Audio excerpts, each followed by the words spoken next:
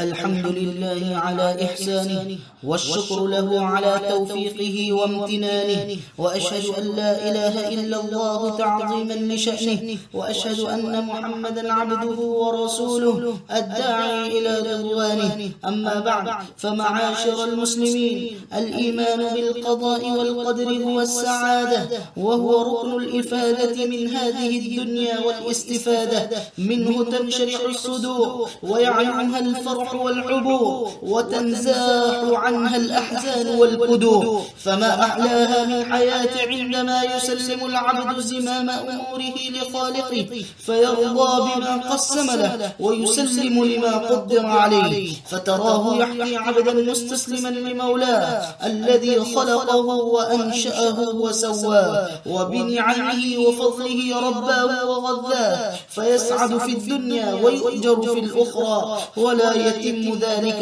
إلا لمن فهم القضاء والقدر وعرف أسراره وعلم حكمه على فهم سلف الأمة، فهم على علم أقدموا وعن فهم كفوا وأحجموا. فلا بد من الوقوف حيث وقفوا وقصر الأفهام على ما فهموا. هذا، وصلوا وسلموا على من أمركم الله بالصلاة عليه. فقال عز من قائل: إن الله وملائكته يصلون على النبي يا أيها الذين آمنوا صلوا عليه وسلموا تسليما.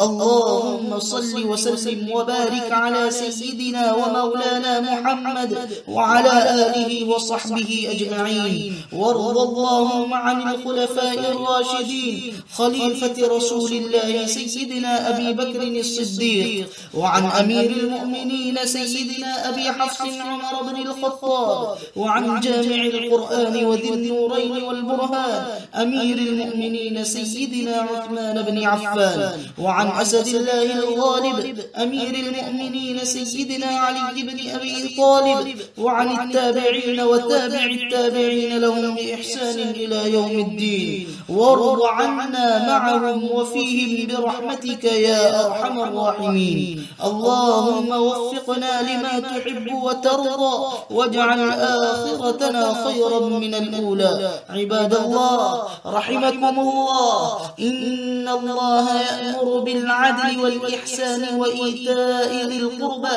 وينهى عن الفحشاء والمنكر والبغي، يعظكم لعلكم تذكرون. اذكروا الله العلي العظيم يذكركم، وادعوه يستجب لكم، ولذكر الله أكبر، والله يعلم ما تصنعون.